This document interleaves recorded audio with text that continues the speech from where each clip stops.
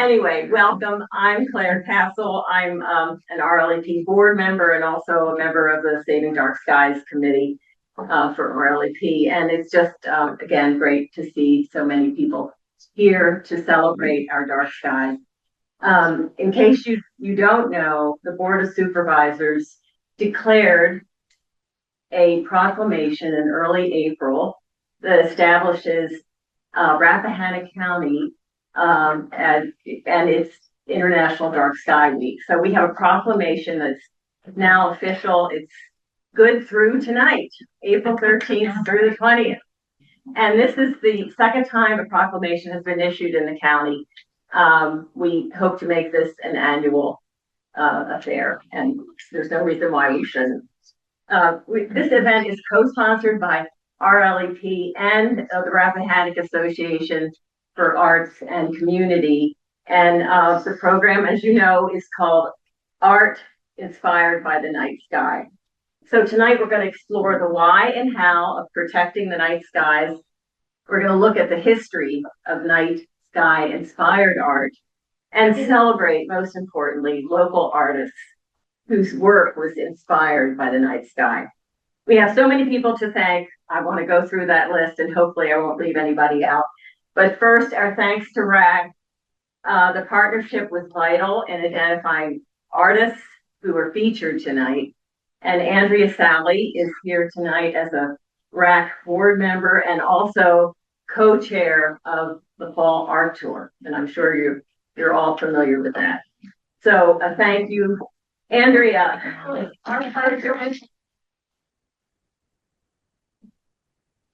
And I want to recognize RLEP's Saving Dark Skies Committee. A couple of them are on Zoom tonight, and a few are here tonight. Carolyn Emmerich on Zoom. Joyce Harman, of course, is here. Joanne Jordan, right here. And Kay Kohler, I believe, is zooming in. Mm-hmm. And Torney Van Acker, I think we're expecting him tonight. Anyway, all those hands helped make this event possible. Then I need to thank Bob Ford. He's our handy person here on all tech support for all RLEP events. So we really couldn't do any of this without you, Bob. So thank you.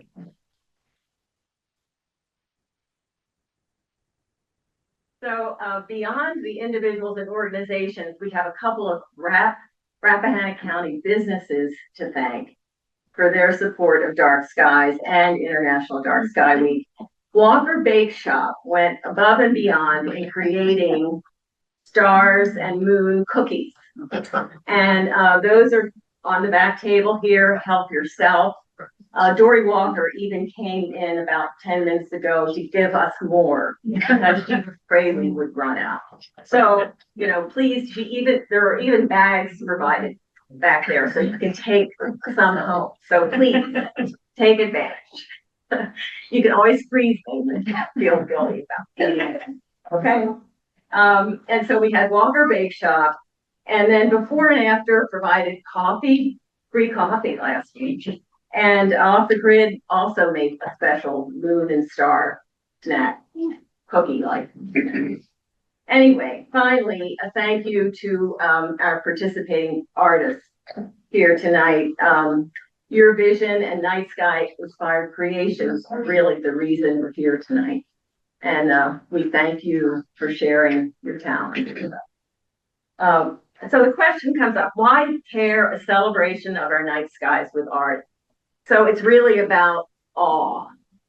And, you look at the awe-inspiring views of the Milky Way that we get here in Rappahannock. That's very, very special. And then you turn from that to the talented artists we have in this community. So, we're really a very fortunate community to live that we have here. It's extremely special. So tonight is a testament to that. Our very own astrophotographer, Joyce Harman, and our Saving Dark Skies Committee colleague, she is here. She's going to present tonight's program, including the introduction of the stars of the evening. We have at least 10 local artists presenting work in a variety of mediums, and together we'll explore their art and the awe that prompted. So tonight's program is the result of Joyce's hard work and vision. And before I turn the floor over to her, please join me in the round of applause.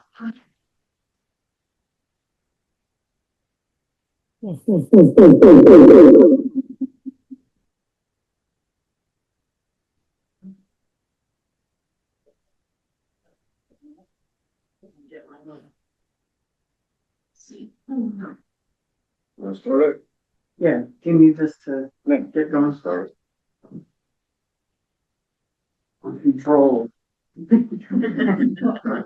Got it. Okay.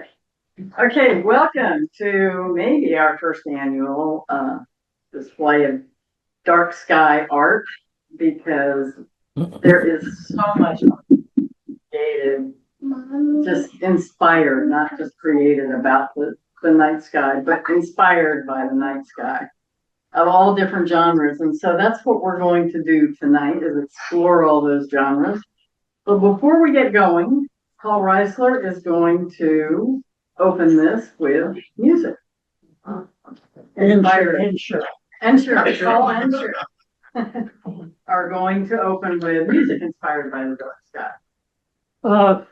This is a song I wrote with first graders down in Red Hill Elementary, which is a little bit south of Charlottesville. The kids had been studying the planets, and they wanted to write a song about the planets. I said, well, who knows the names of all the planets? And this kid's hand shot up. Well, I used to know the names of all the stars.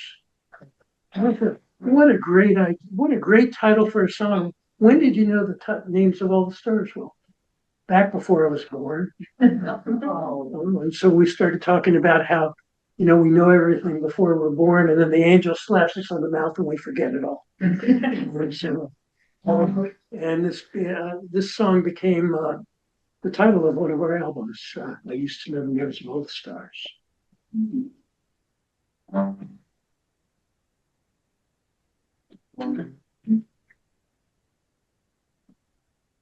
Used to know the names of all the stars.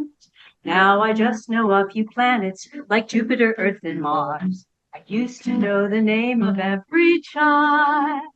Back before I was born, back when I was safe and warm, back when I was flying in the sky. Now I have to go to school, learn it all again, get good grades, and try to remember when. Used to know the words to all songs. Now I only know the melodies and I just hum along. I used to know the language of birds, the robins and the blue jays. I always knew what they would say, the prettiest songs that I have ever heard. Now I have to go to school, learn it all again, get good grades, and try to remember when. Used to know the name of every tree. Now they're just a forest in the dusk of evening. I used to see the God in everything.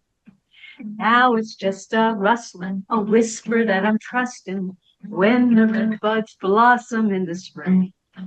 Now I have to go to sleep, learn it all again.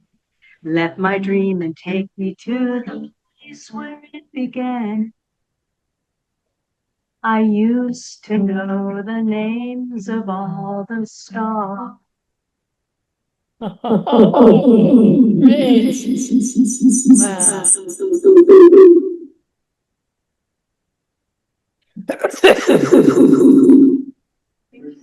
Wow. Wonderful. Thank you so much. That is a wonderful way to start off the evening.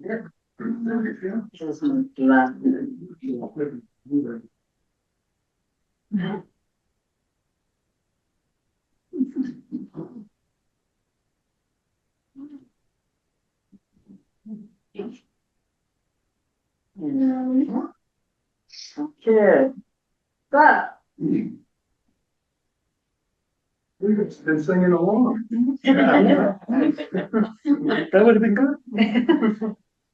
Okay, so welcome to Rappahannock County. This is a place where we can actually still see the stars. One of the few places close to any metropolitan area on the East Coast where you really can see the stars.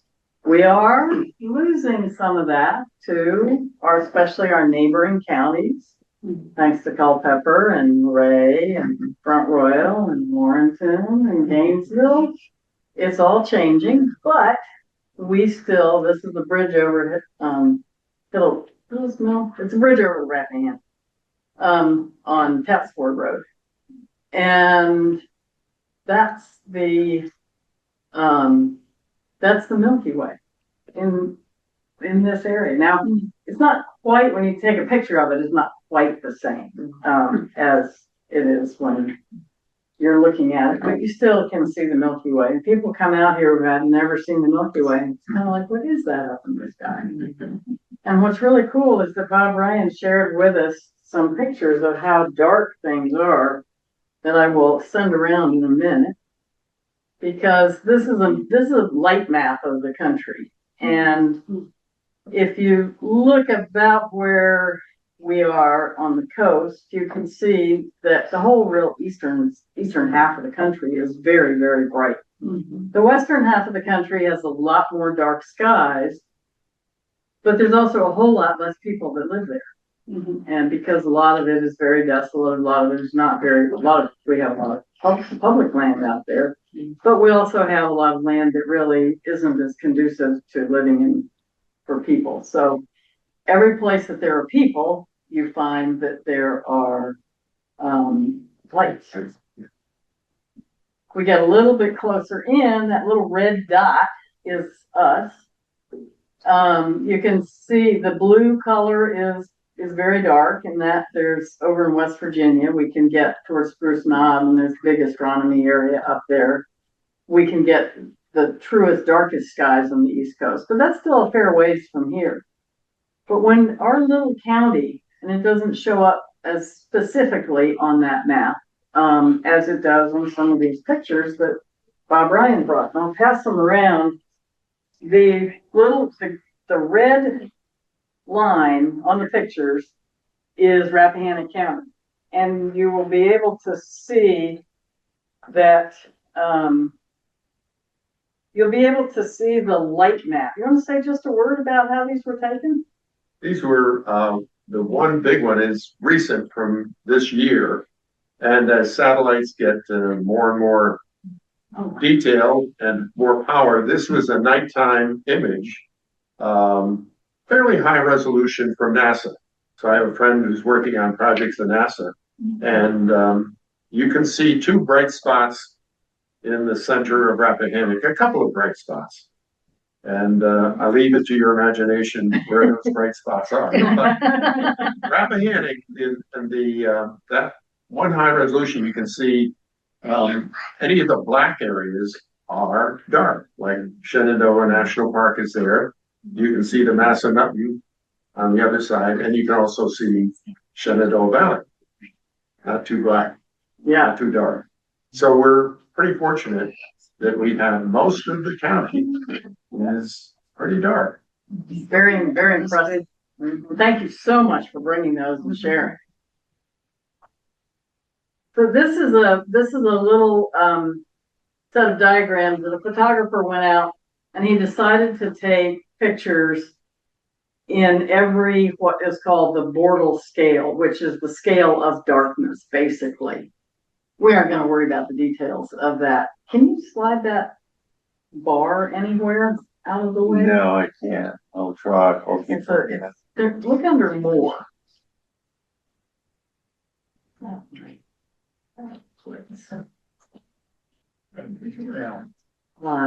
video now.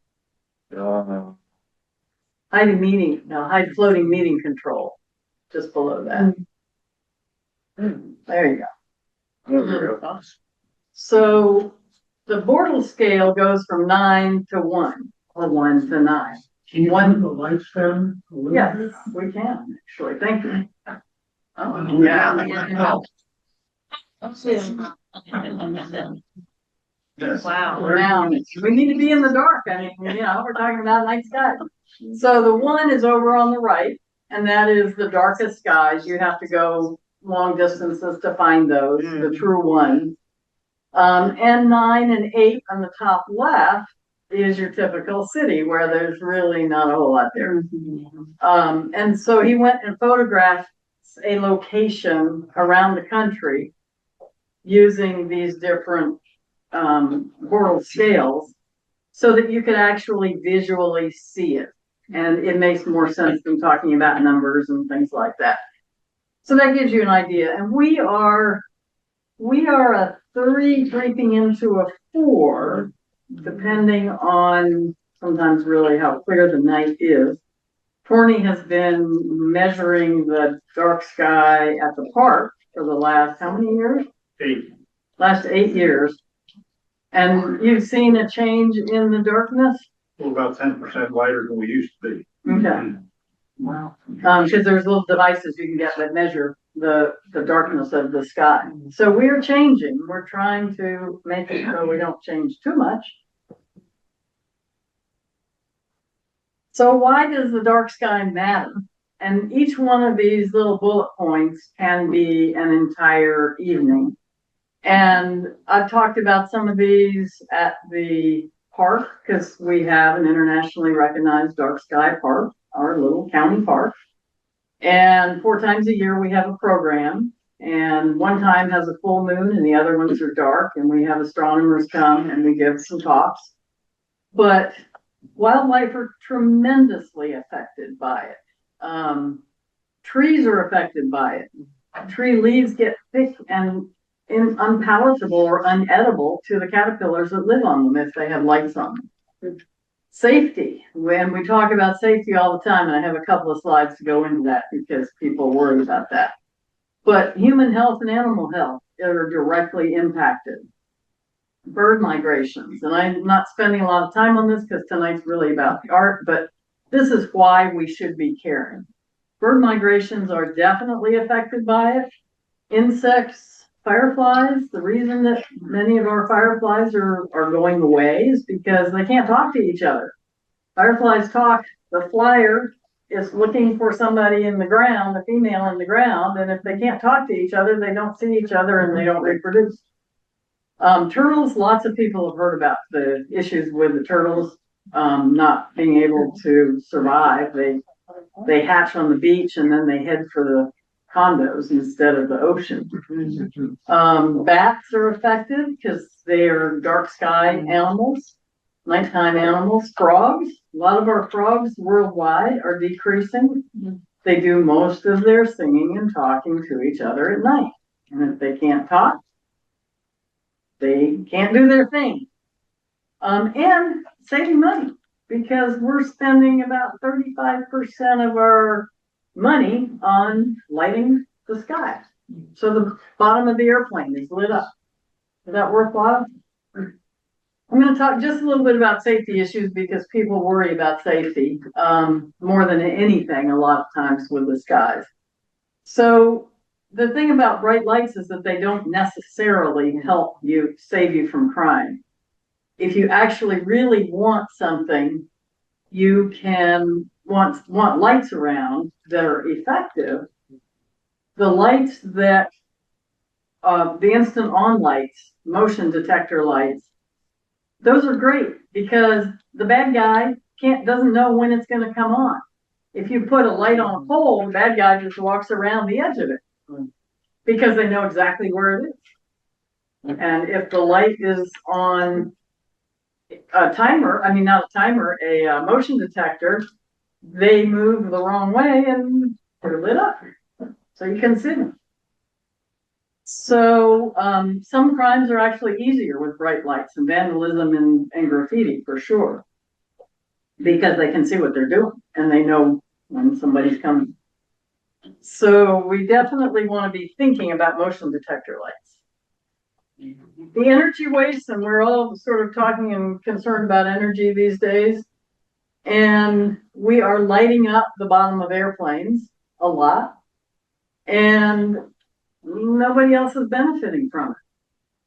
You can look down from the airplane and you can actually see places that have down-shielded lights, because you'll see brightness on the ground, but you won't see any sparkling and twinkling little lights as you fly over. So it's kind of interesting to pay attention when you're flying into a town, and you'll see places, there'll be stadiums, there'll be ball fields, there'll be areas of a city that are shielded, have down shielded lights, and it's pretty cool. And the other ones have all these bright, sparkly lights that you can see. So we're spending a whole lot of money to light up the bottom of the airplanes. We also have the issue of light trespass. And light trespass is light going from one person's property to the other, whether it's a commercial business or a person. So lights travel. A friend of mine had lights a mile away out in Colorado where there weren't any trees. A mile away, she had to put curtains on her window so that she could sleep because the light from the neighbors shined in. That's how far light can go. So you're affecting the animals, you're affecting all the things on that first slide if you have lights. This is a shameless commercial plug, shall we say? For RLEP, we have a program where we help homeowners and businesses replace their lights with down-shielded lights. So if you look at the top left, this is Shaw's service station before we did any down-shielding. And you see all the trees up in the corner. And actually, we have less lights there than we do over here.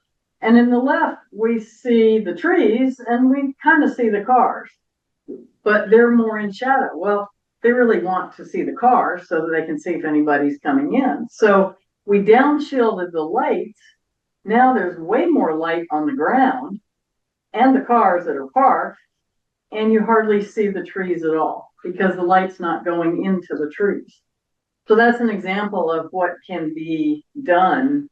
And RLEP has free lights for people. So you just go to our website and you can see that and learn about dark sky friendly lighting and all kinds of stuff. We have all kinds of help for you there. So the things that you can do is, this is a nice little 5-step thing, and we have some cards and stuff in the back and handouts with this. The light needs to be useful. If nobody's doing anything, like if you're in the barn cleaning stalls, you need lights. You need lights outside and you need lights inside. But if you're sleeping, you don't need all those lights around the barn. So it's useful, it's targeted. You want to put the lights where they're needed, not all over the place when you don't need them. They need to be low level, because in reality, if you're lighting just the place you want to light, it doesn't take a lot of light to do the job. And controlled. So it's motion detector. If you need stuff, you need a light to help you get your groceries out of the car. And you need a light to help you negotiate around the barn, but you can have a motion detector light that will do that. And the warm colored light, and all this detailed information is on our website. It's on the International Dark Sky website to learn about the types of lighting that are best. So just a little lighting thing. So if you look over on the left, that's your typical light that shines in the sky and highlights the bottom of the airplane. And then as you go down, you see the next light has a little bit of a shield on top, but you can see that the beams of light still go upwards. The next one has a little more of a shield, but you still have that light going upwards. And we are not up there unless we're in an airplane. Or maybe you're in one of those flying things that people can fly around in sometimes. But you're probably, if you're jumping off of mountains, you're probably not jumping where there's lights. Okay, so you're not up there. So the better ones are down shielded, and so the light is all heading down towards the ground. And then it's best if you shield it, like the better one, but have it turned off when you're not using it. And in reality, of almost all the things we can do to contribute to the environment, turning our lights off is one of the easiest things. Just turn the light off. I have a motion detector light. You don't need to save all your plastic bags. You don't need, go to the recycling place. Turn the light switch on. Really easy. So to appreciate our dark skies, you have to go outside. And what's interesting is there's a lot of us that live here that, you're busy and you come home, you get out of your car, you go to the, you go to the barn, you get in your car, you leave, you come back and you go inside and maybe sometimes you sit down for a few minutes. You need at least 20 minutes. So a glass of wine often helps. Adult beverage for the adult, child's beverages for the child. And if you need to move around, if you use a red light, it will not bother your night vision. So you can still walk around and enjoy it. But it's amazing, the longer you sit out there, half an hour, sit out there for an hour, there is a gazillion stars, and you see more and more and more as you sit out there. So bring your camera, bring your phone. Cell phones these days are actually taking some pretty good Milky Way pictures. You can do a little bit of tweaking. Bring a drawing tablet. Bring a recording device. Some paint. But go out there and really see our night skies. It's old rag under the Milky Way. So art in the night sky, as Claire said, it is awe-inspiring. I mean, you just feel different when you're really sitting out there under the night sky. World gets quieter at night. You're almost done. Click Open File in the top right to continue. Okay. So it is very awe-inspiring to be out there and really connect to the night sky.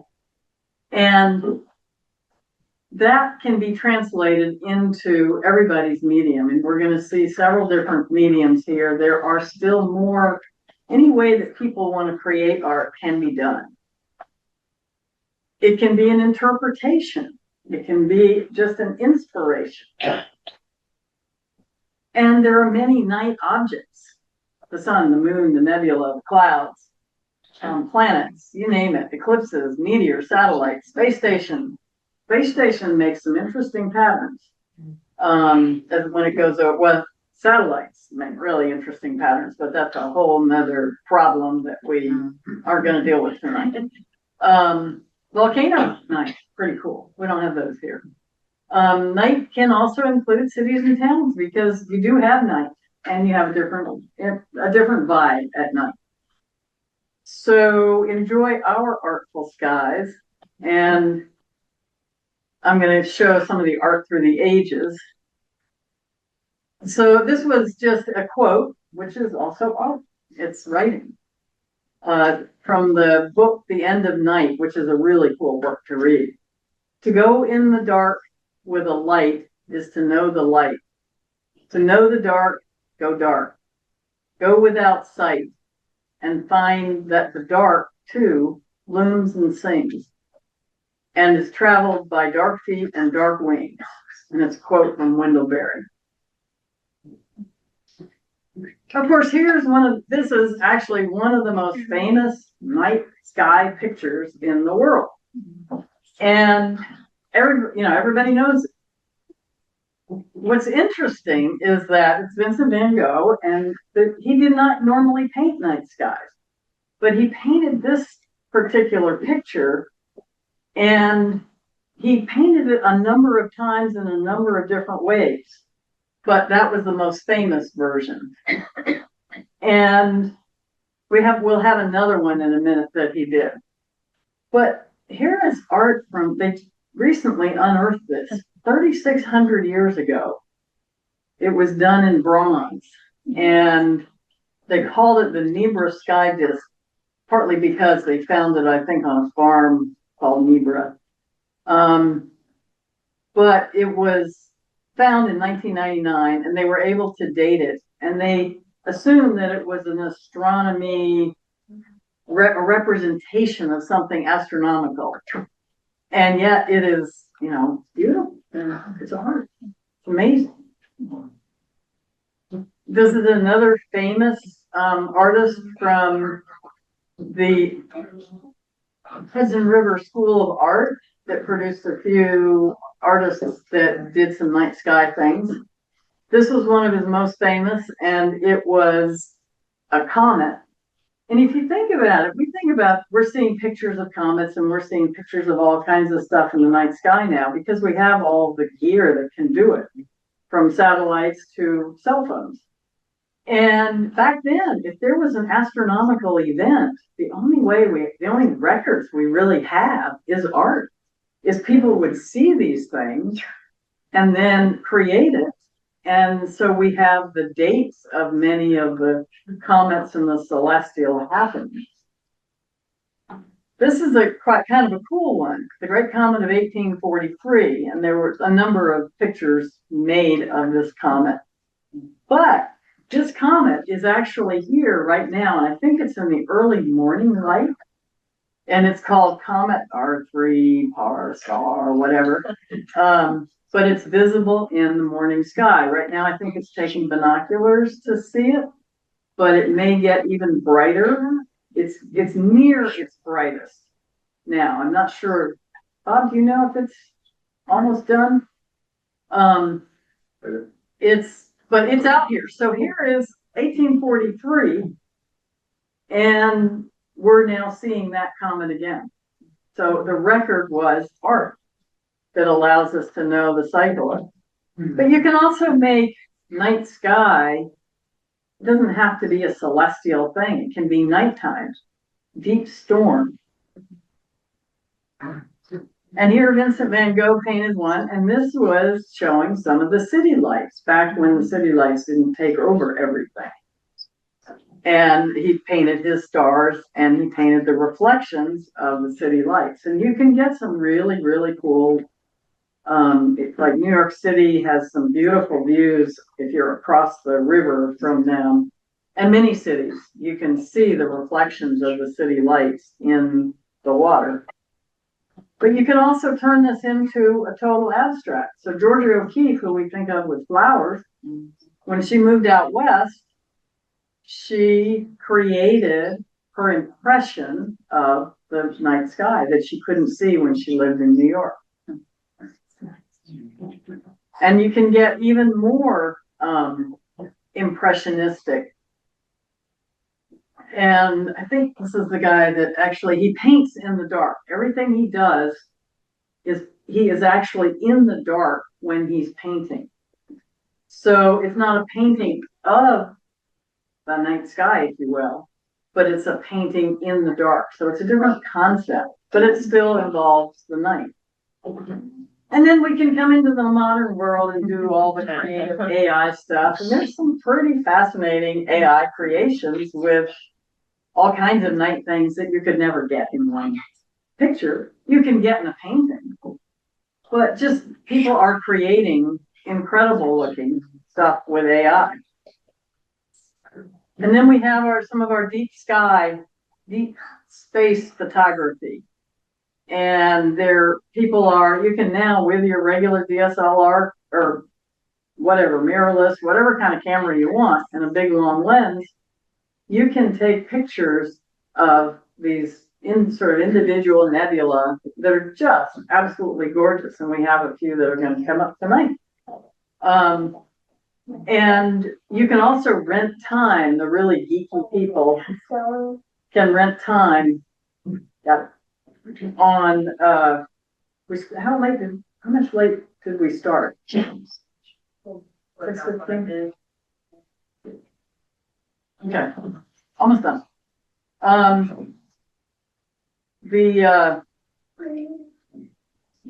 You can rent time on telescopes and take pictures if you really want to get geeky. You can create art out of anything. This is just a thing I found on Etsy that's kind of goofy. and fun. You can do photography with your iPhone. At the events we have at the park, I have usually set up on the full moon night a spotting scope, and you can take pictures like this with your iPhone. That's one of mine of the lunar eclipse. So, our local artists have created all kinds of art, and that's what we're really here to showcase tonight.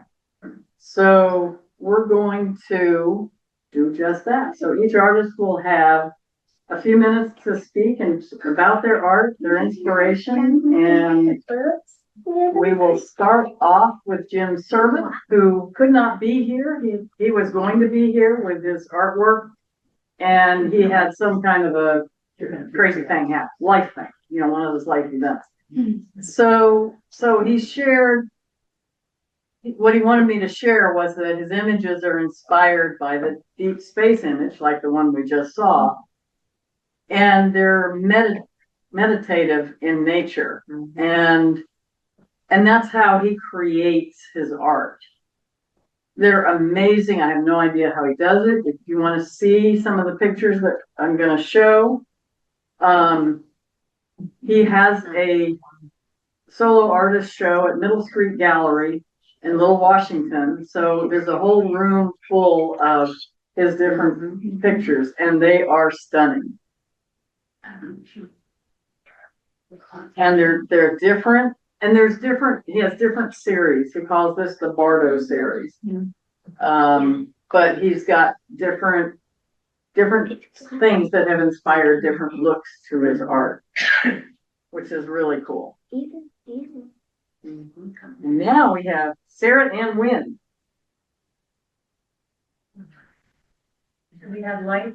Would that be helpful? Or? I think I'm glad I made it big. Okay. I'm adapted. We're sorry. The left hand one will advance your slides. So you have this one, Okay, yeah. and this one, and we have three. Thank you. Right. Oh my goodness, tonight is like a impersonated event that is what drew my husband and myself from Manassas, Virginia, where we lived for 11 years, out here. The combination of the dark sky and the arts were really why we came to Rappahannock. So I'm sad that he's not here tonight. But as I was writing my first book, I wrote a lot of space poems, but it was about things I'd never seen. And I started thinking about all the things I wanted to see in the night sky with my own eyes.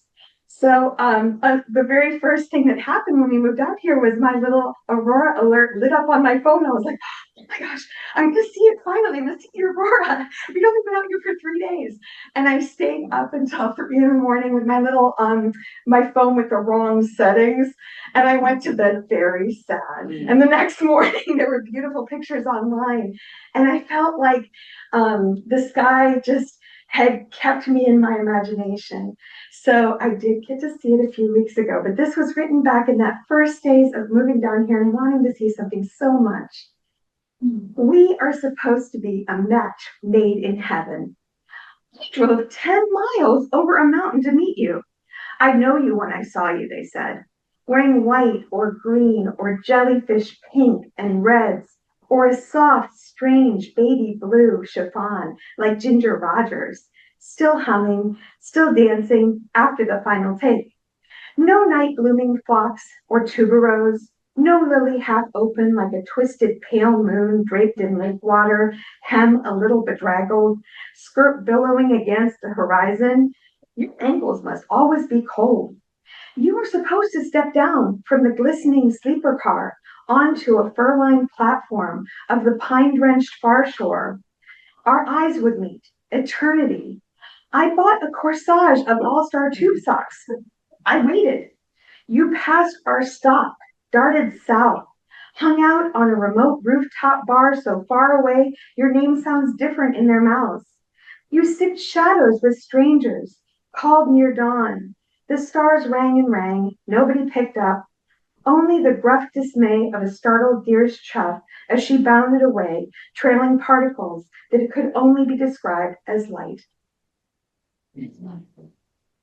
So, my poet friends and I often write about the moon. It is like a favorite topic of poets for generations, all the way on back to the ancient Greeks.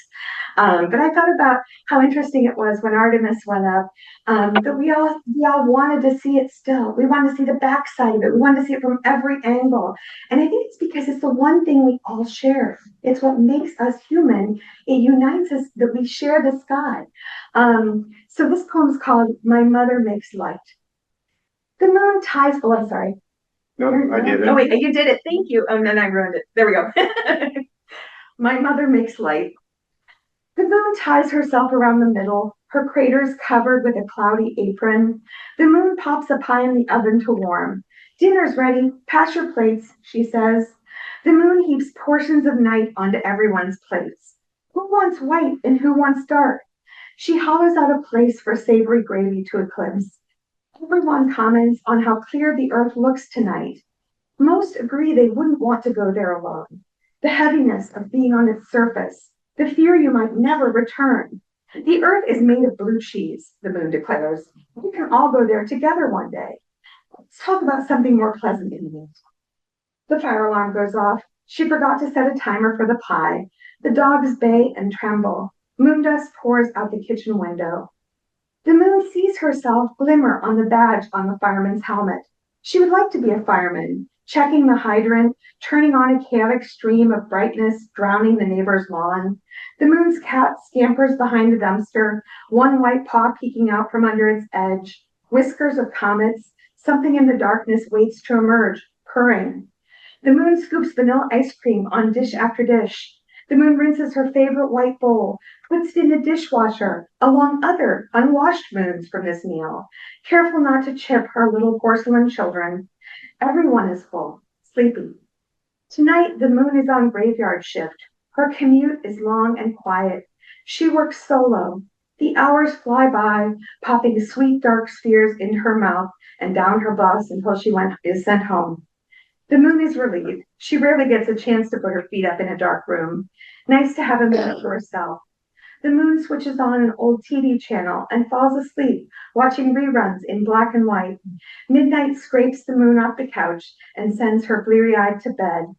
In the morning, the moon will try stomping little grapes of light into something that will one day turn into rich, dark wine, something to savor, something to hold in a bowl of glass, to stare into, admire as it breathes. So I impinged on Joyce's good nature and asked her if I could share just one more short one, because the nebulas really inspire me, the deep space things and the mythology of the things we can't see from our naked eye, and the new stories that emerge when we start looking at these pictures from our imaginations and from the science we learn. So I wrote this poem called The Horsehead Nebula. And it is a tiny little poem, and it's using the withoutness. In this form that is an old form from the 1800s of au présent, surrealists ask that you only use the letters of the few words that you choose. You eliminate all the other letters, and you're only allowed to use a few letters. So I cheated because I chose a very long name. The Horsehead Nebula has tons of letters. So this poem, though, is only using those letters. The Horsehead Nebula. And I think it's on, yeah, there we go, yeah. The Horsehead Nebula. She labors alone. Her end endears her to the hours. The horses near her then run on as one, abalone dense. She's lush and adorned. She bends to double her burden and unleashes the hounds. She tends the star stable, shoes the red suns, brushes the solar blue, barely there, then the roan.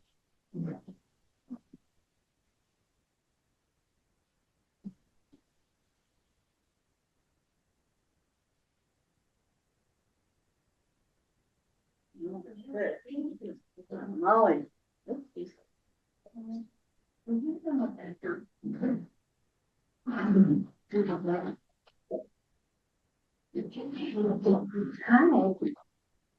And let me know if I need to speak up. And you can push the left side of it to advance to your other. Okay. I'm Molly. My husband and I used to live out here. We used to have a farm, a couple, in Sperryville. And we, I guess I'll talk about this first one. Here we go. Okay. You want to That's- or off? We could, whatever works, Harman. This image was actually taken, so we lived out in Rappahannock and then we moved to New York, and that was not for us. And one thing I noticed, and I'll tell two quick stories about the move to New York, is when we moved to New York, I loved Rappahannock, and I loved that we could sit up at the top of what was most recently the Inn at Mount Vernon Farm on a summer night, and you could look out and there was just a sea of fireflies. And I remember trying to photograph it, but I did have a hard drive theft one year and I lost a lot of my so that's what we're saying. So then when we moved to New York, it's a lot brighter in New York. We were not right in the city, but we were outside of the city. And I missed a lot of what Rappahannock was for me, for us. And we came back to visit friends. I had a wedding to photograph, and I came back. I think my oldest son, who's not here tonight, was about 2 years old. And we pull into our friend's house in Boston, and it's dark as dark can be. And we get out of the car. It was a long drive. We get out of the car. And I think he was 2. And he looks up and he goes, "Wow, stars." It was just it just came bubbling out of it.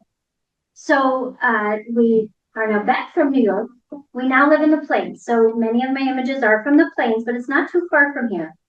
And this was shot on the farm where we now live.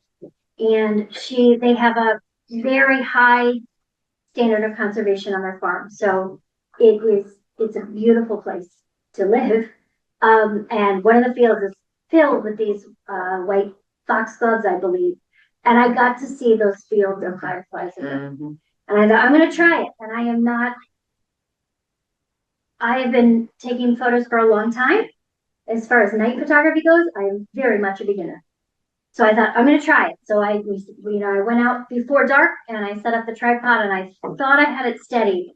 And so this was my one successful image of the evening. There were many that were not. So that is something I'd like to try more of, because those fireflies are just, it's mesmerizing, and it's something I can now do. This is my youngest son. He'll introduce himself in just a minute. And it's something we can all do together. And I remember as a child catching fireflies, and it's not something they get to experience in the abundance. So it's really important to me. I know. So you said the left? Just say next. Next. Next. So Wow. the first time I grew up in Northern Illinois, and we never saw the Northern Lights in Northern Illinois. I always thought they were very north. Wow. And in the last couple of years, we've had these very interesting, they're coming very south.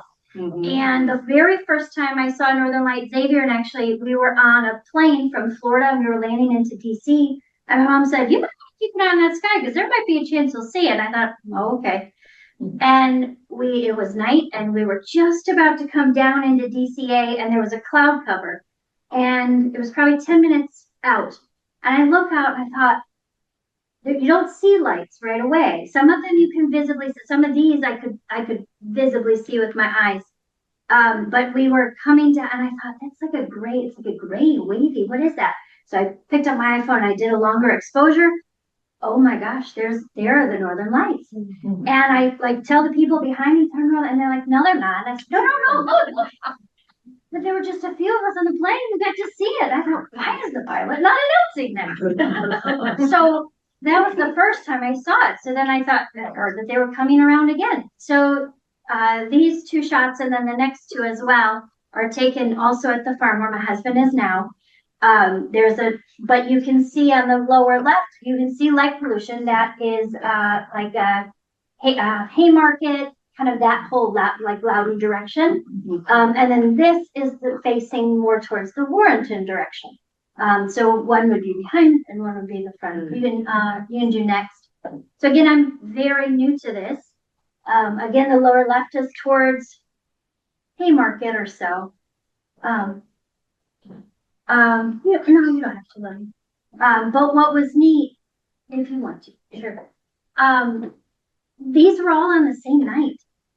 and they were all within, hours of each other, and it just kept changing. And at one point, it did get bright enough where I looked up and I thought, oh my God, like it's there. I can see it. I don't even have to do this exposure. I wish I'd written down for you all how long the exposure was on this. Less than 30 seconds, but more than 5 seconds. And again, I'm very new to that, but it was so captivating to be able to see that and experience that with my kids. So I think next. So we're handing out little So these creation. These are extra fun. This was out in Rappahannock. I just photographed a wedding at Pendruid, and I was leaving. And I try to do, usually at the end of the night, I try to do a quick kind of overview, that to end the story. But I looked up, and because it's Rappahannock, there are so many stars. And this one, if anyone knows me in my photography, I'm not a big photoshopper. This one, I did tweak the saturation, because the more I played with it, it was so etheric and bright. And I just thought, we're gonna have fun with this one. So their image is more true to form that the couple received, but this one, I thought it just, for me, it captured just that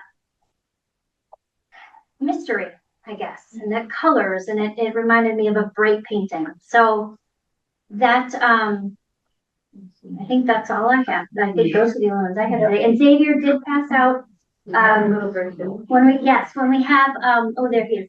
So when we have the lights up, you're welcome to look at them. But I printed those that he's passing around very small, because the sky is so big. And sometimes when you have something little in your hand, it just adds an extra layer of curiosity. So that's it.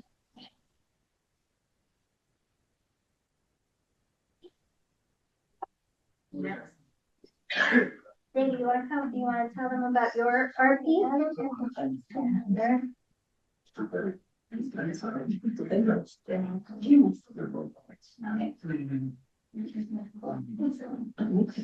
So this is my son Xavier, and you are how old? 6.5. He's 6.5. And Xavier loves to create art. And so when I said that I was doing this, he said he wanted to create something too. So, would you like to tell them what you used to make your house with the northern lights? I used airfoam clay. Mm-hmm. And what kind of clay did you use for the black sky behind your? Glitter clay. Glitter clay. Same kind that I made the house in the northern lights with. Mm-hmm. He said he wanted to use glitter because it would be like the stars. Mm-hmm. And then his whole background are popsicle sticks that he painted with black acrylic paint and cardboard, and he recycled a bag handle for his hanger. Mm-hmm. And he also has glitter hot glue gun. I don't know if you knew that hot glue guns come with glitter sticks, but they do. Mm-hmm. Is there anything else you would like to say about it? And I use glitter paint for the background, so you can start from Very good. Wow. Great job.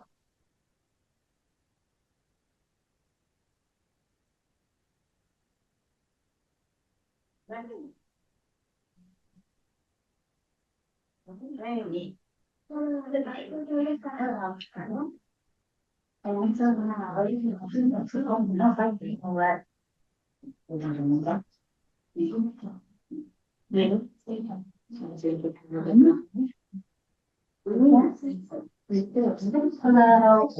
And also, oh yeah, we can put that up for that.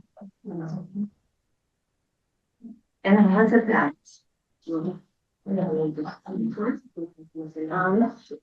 I'm Jane Irish, and this is, I was going to read a little bit about Edgar Allan Poe's Eureka, which is his cosmological essay about the creation of the universe. And that's what these pictures relate to. So I'll just pass this around and read something. So this was, I was looking. Okay, first of all, I moved here in July, but I've been coming to Rappahannock for about 14 years. And I think right when I started coming here, I was working on the illustrations of Eureka.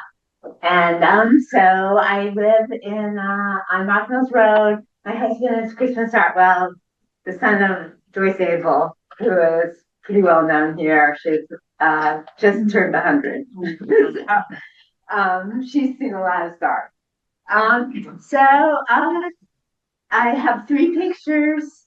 Let me read. I guess what I was looking for, I found Edgar Allan Poe's Eureka.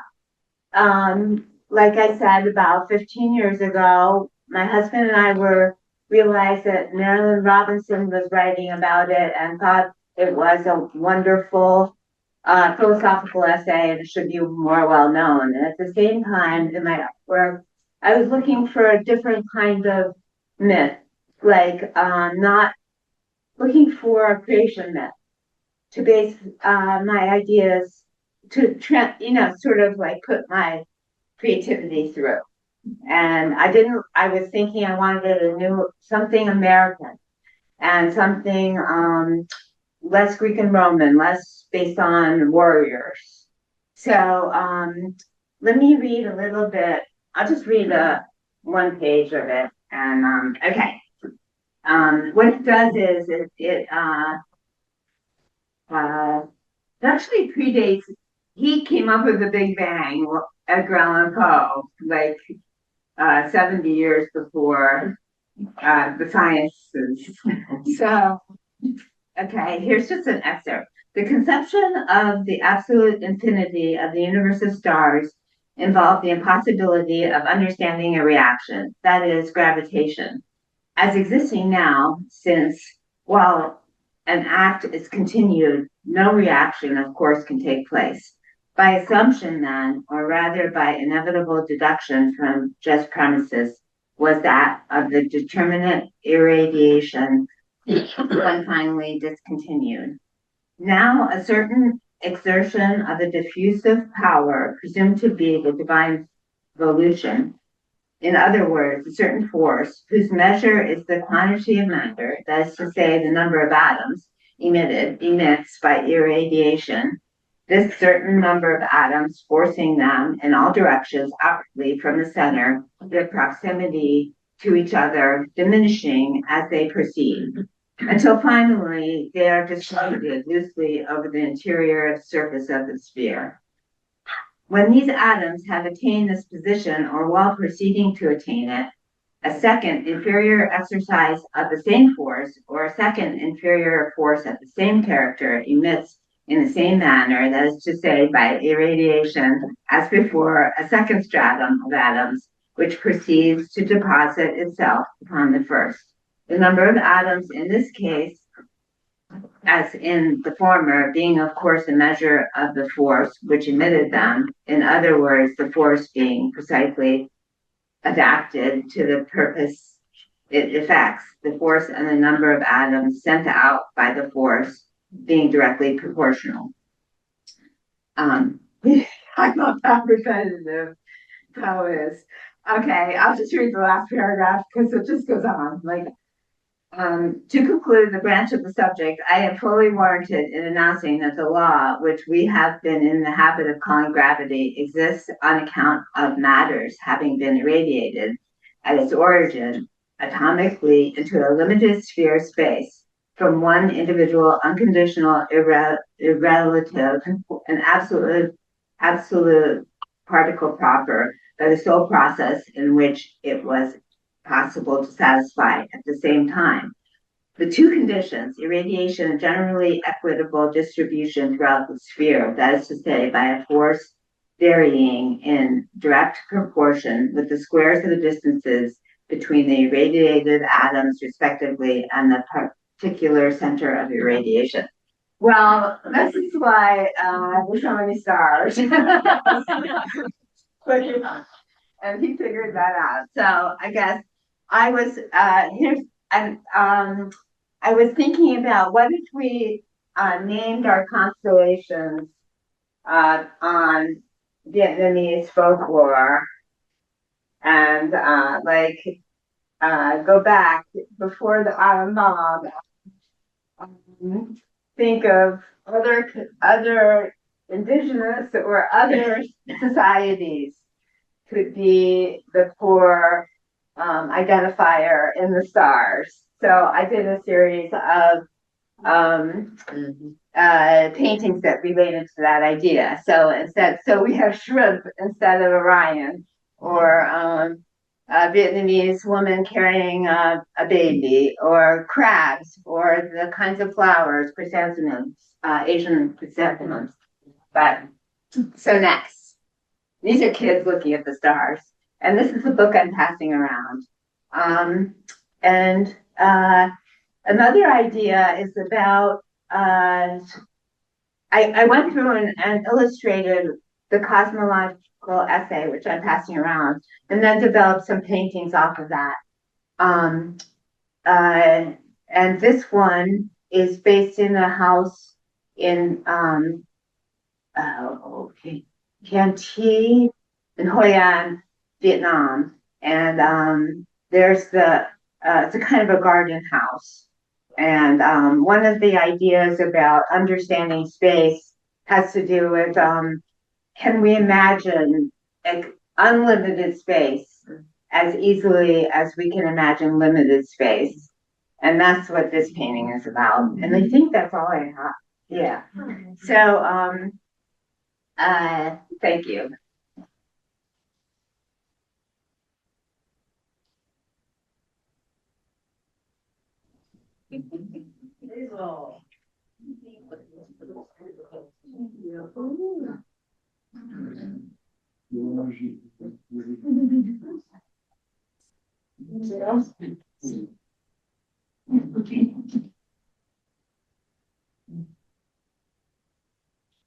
Hello, my name is Hazel Loveday. I'm the representative here for WCDS Wildlife Conservation Club. I'm in the 10th grade. I was mostly inspired tonight by this wonderful cause and to kind of use that with my own kind of style. I'm incredibly interested in marine biology and all of the marine ecosystems, so I decided to do a manta ray jumping out of the water at the moonlight. These specific kinds of manta rays are actually nicknamed flying tortillas in Mexico. Thank you.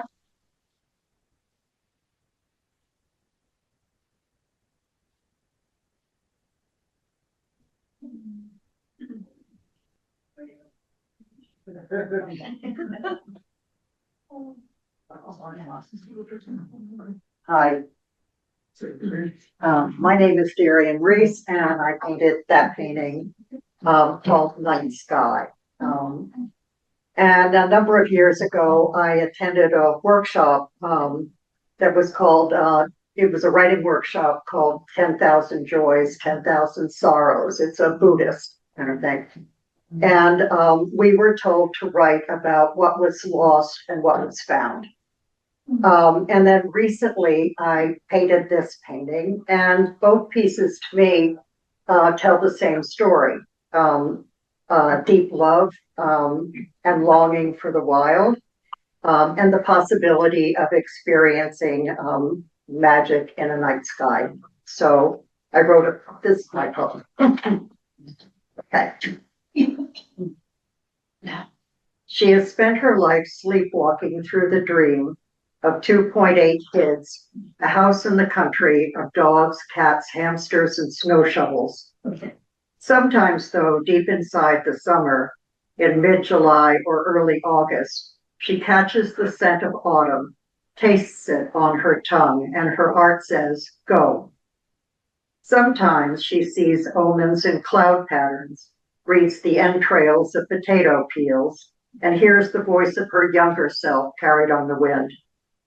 Sometimes sitting by her window watching for the dawn, a crow speaks her name while down in the garden a raccoon calls out, come. Sometimes the wild world pulls so strongly that she knows one day she will open her arms to embrace the night, fly through her window, and never come back. Wow.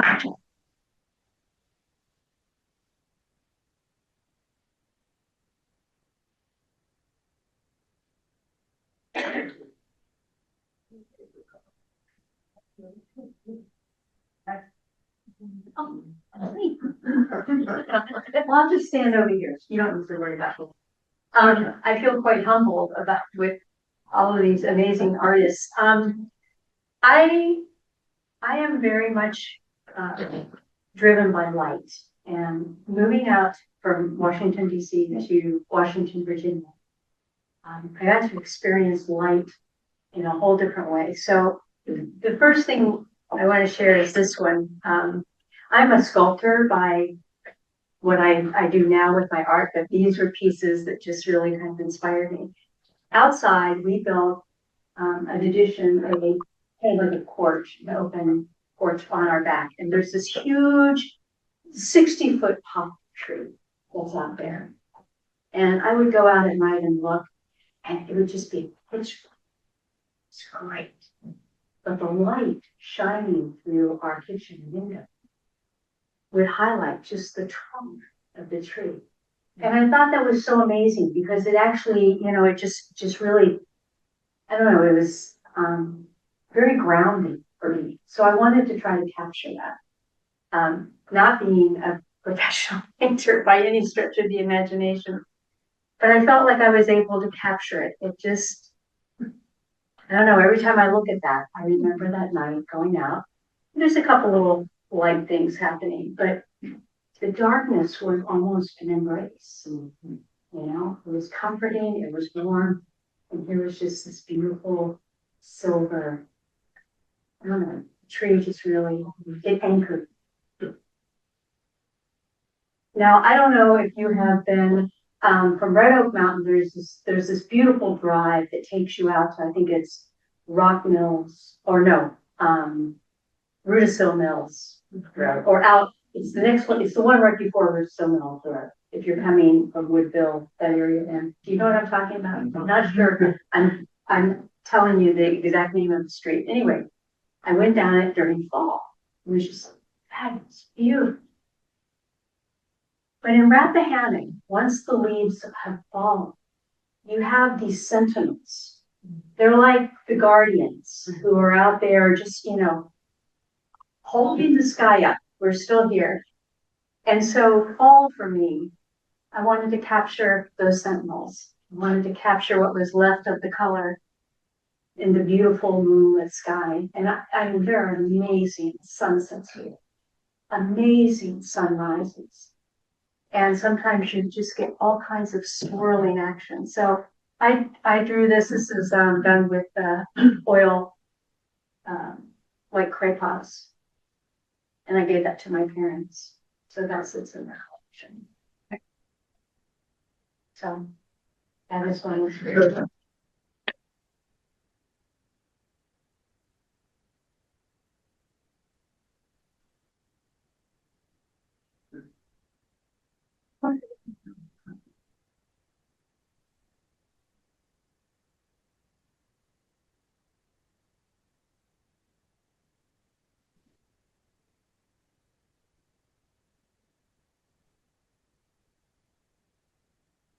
Next. Yes. Ooh,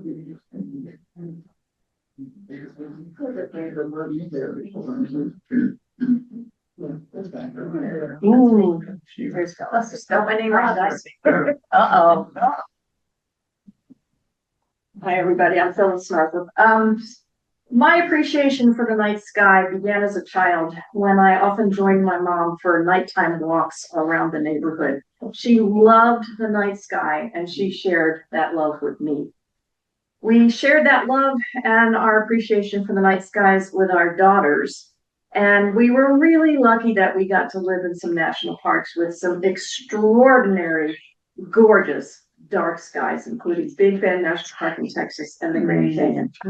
I remember one night at the Grand Canyon when we dragged our girls out of bed at 3 o'clock in the morning and took them down to Batter Point for a special interpretive program about the meteor shower.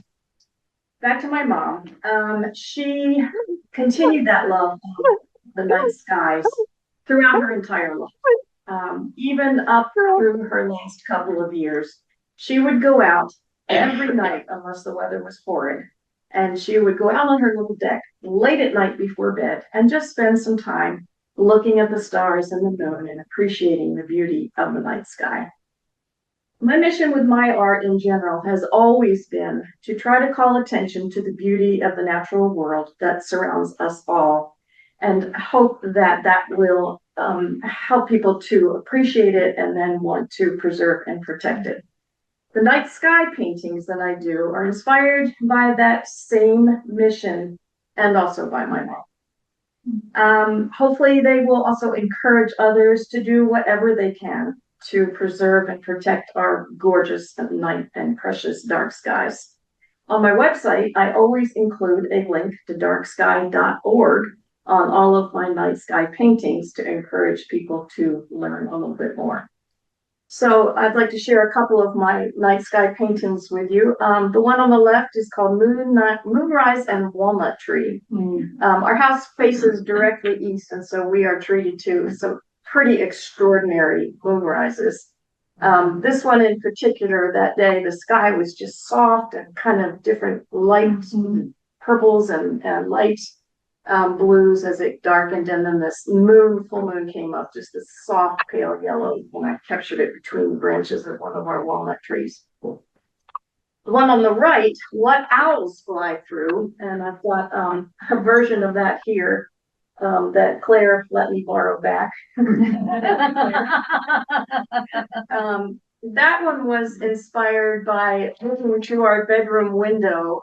It's kind of up high, and we could see just the mid-range of the trees. We couldn't see the canopy, we couldn't see the ground. And I would lay there in bed at night and I'd look out at that dark sky with the winter trees, and I'd hear the owls in the distance. And I just wondered, how in the world do they fly through that little tangle of branches and tree trunks? So that was kind of interesting. And I did learn some, but I won't take time to share that tonight. Next, please.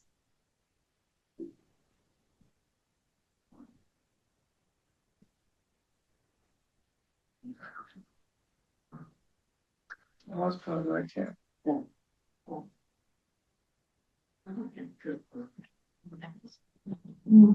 What happened there? Yeah, feel right. All right, there we go.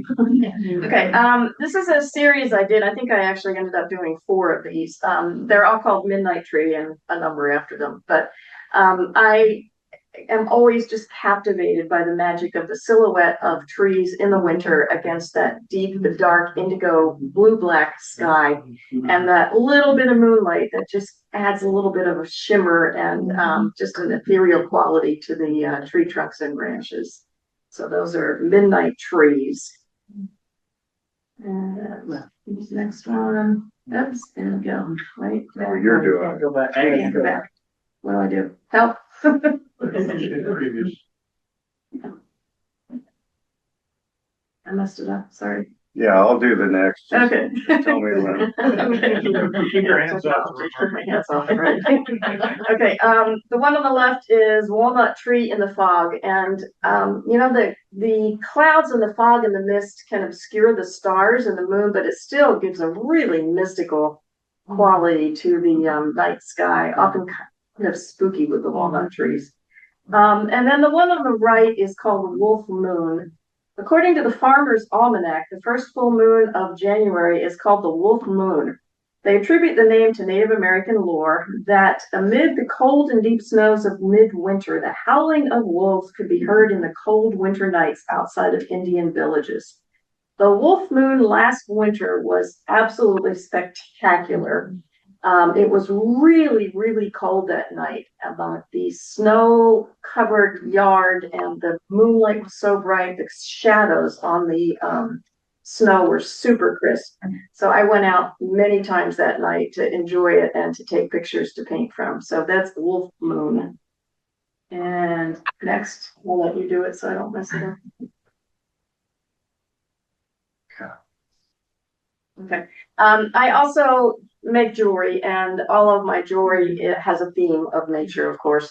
And so this is the night sky version, which I'm actually wearing tonight. And on the back of that, I have a little bit of interpretation and again, a link to darksky.org, so people can learn more about it.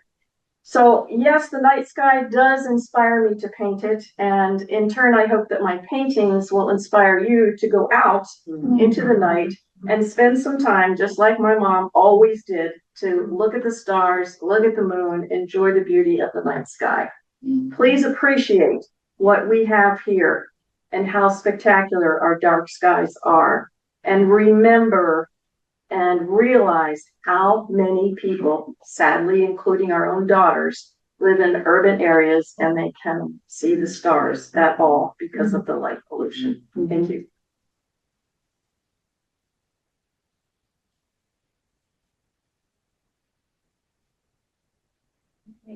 We're on the end. Oh, wait a minute. Okay. We have one thing that's slid in, and we have the Rappahannock High School people came with just a bonus of gorgeous art. So we'll have you talk a little bit about it. Okay. Because your students did just an amazing job. 2 short haikus as well. So, do you want the haikus first? Sure. This is the only collage we have. So, can I turn this around? Yeah, let me just grab my. I'll just turn it. Can I just turn? Sure. Is that okay? We don't have to move anything. So, I will read you. Oh, I have the wrong glasses. Wrong glasses. I'll need the other glasses. Thank you. It's hard to see. Those aren't going to help. All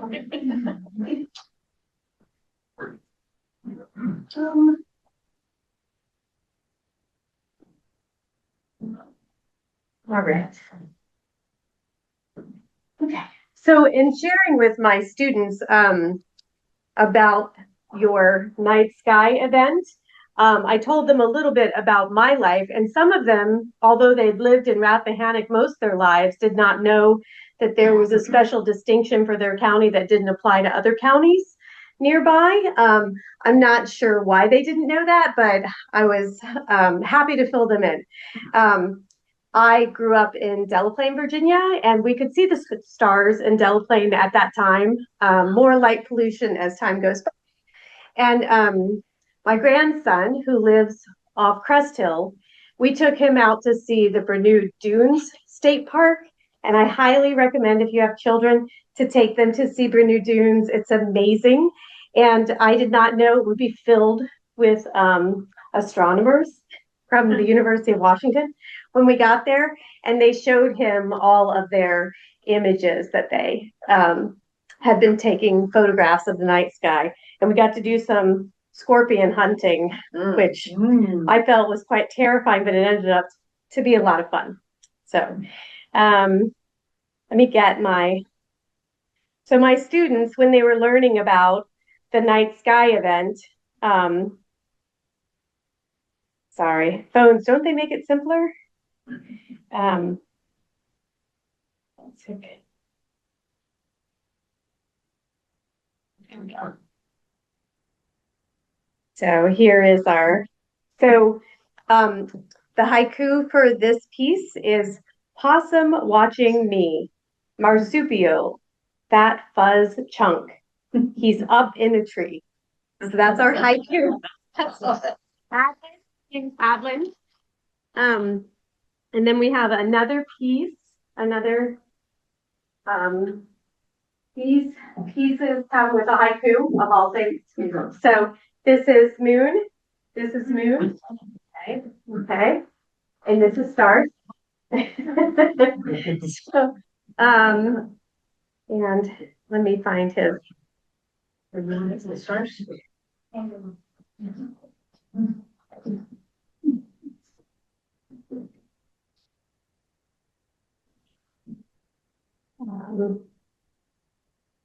Let's see.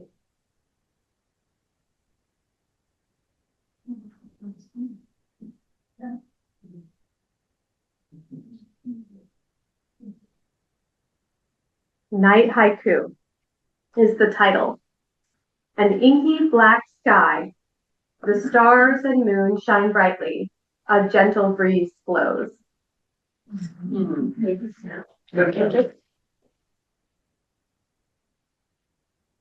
So when you come up to see, some of it is very fictional.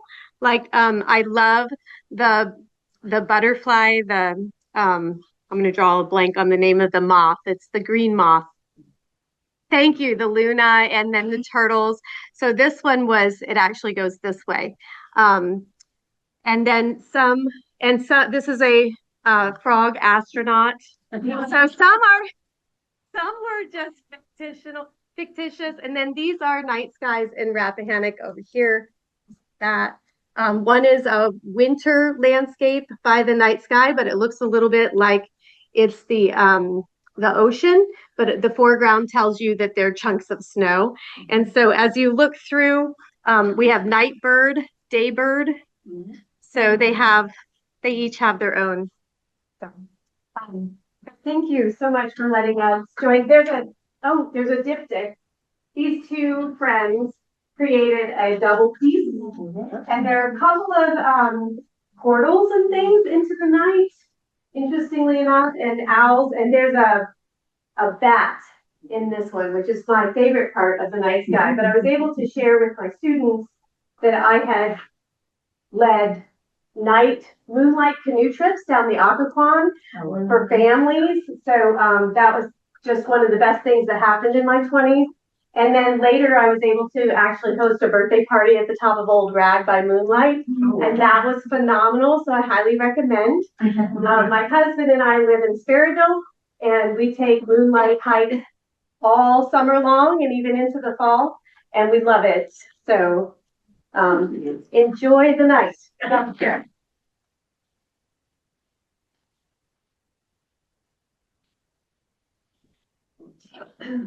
I'll go back. Yeah.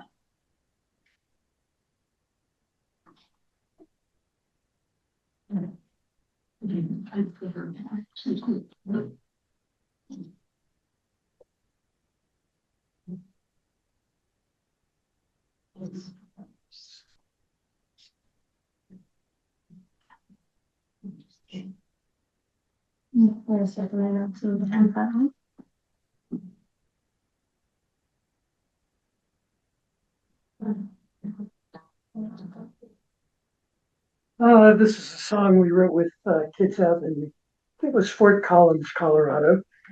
Kid Panelli song. We wrote it for Earth Day, and I think it's on the album we did called Best Friends. I may have to look at that since I can't find it. And It's okay. They'd be facing the wrong way, wouldn't you? There you go. I know they're in alphabetical. Here, let me give you this. That's all right. I'll read it off of there. No, be facing the wrong. That's right. I can do it like. Oh, you're right. I would be facing the wrong way. All right. Well, dear. Just sing louder. Well,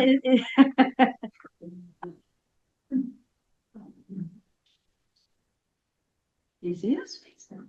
There you go. No, that's. You see, huh? Oh, thank you. Okay, cool. Just use it. Thank you very much. Okay. You know, age. Yeah. Remembering things. Just don't know. There. Okay.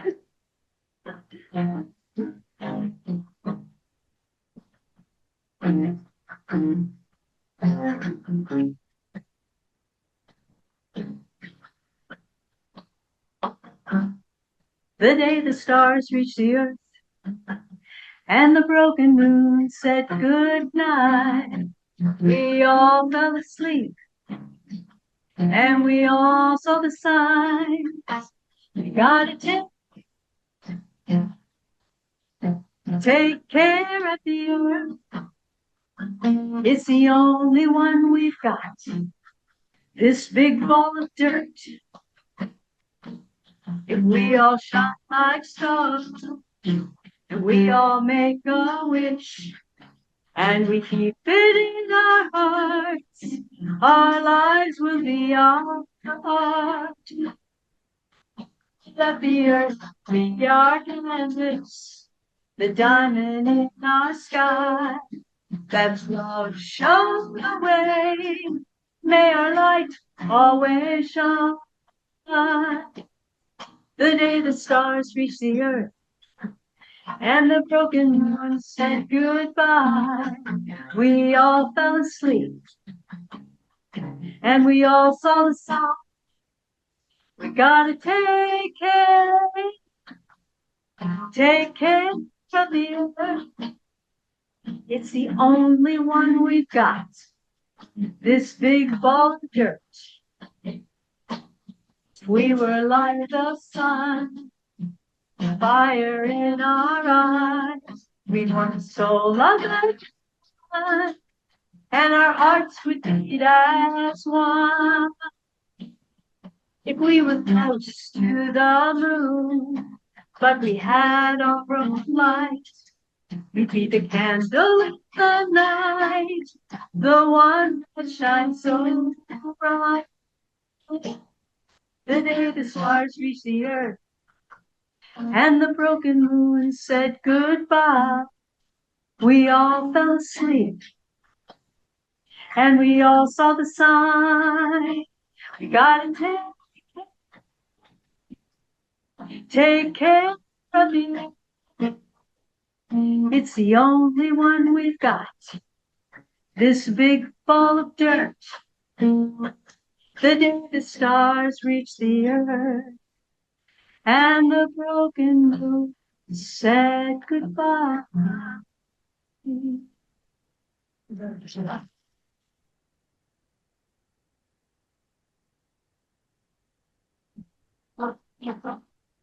Technology we need. Right.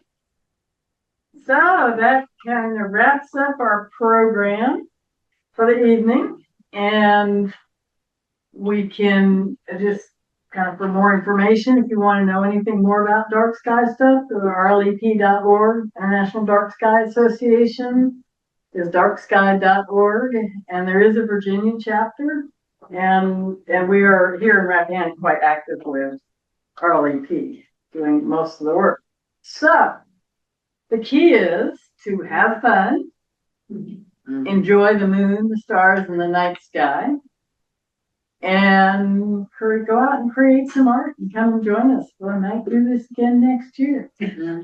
So grab coffee, wine, whatever you need, ice cream, cookies on your way out. Something to add? The sun will just set, so the skies will be getting dark, and the moon is still a crescent. And last night I noticed that, and I think tonight you can see the dark side of the moon. And the reason is because that's Earthshine illuminating the dark side of the moon.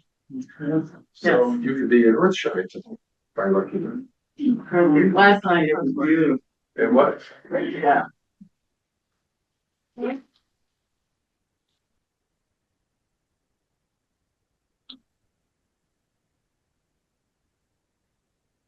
The artist, this was a ton of fun. Thank you, everybody. Yeah.